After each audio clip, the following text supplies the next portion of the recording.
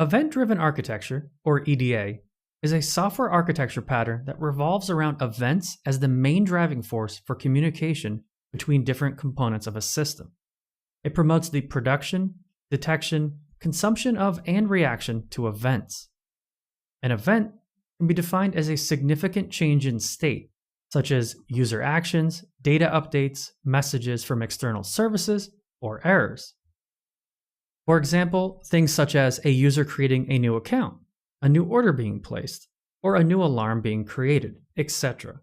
Event-driven architecture typically consists of three main components: event producers, event consumers, and an event bus, aka event broker.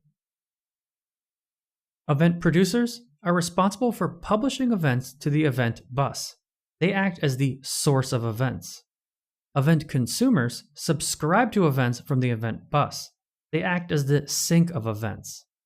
The event bus itself is a communication channel that connects event producers and event consumers. An event bus acts as a message broker that receives events from producers and distributes them to consumers.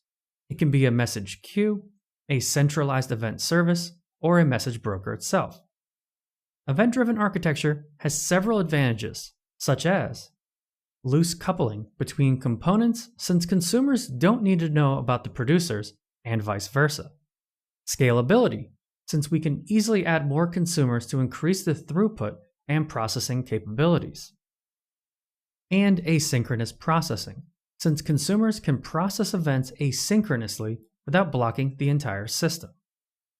However, as with everything in life and software engineering, event-driven architecture also has some drawbacks, such as overall complexity, since maintaining a sophisticated event-driven system can be quite challenging.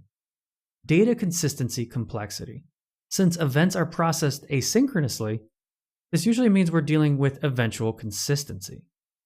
And transactional integrity, since it can be quite difficult to implement transactions that span across multiple services.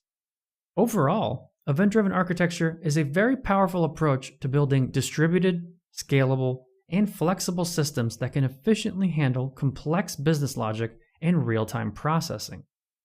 On the other hand, it also comes with some challenges that need to be carefully considered before deciding to use it with any particular project. So make sure to weigh the pros and cons against any system you're considering adding it to, as you should with any architectural approach.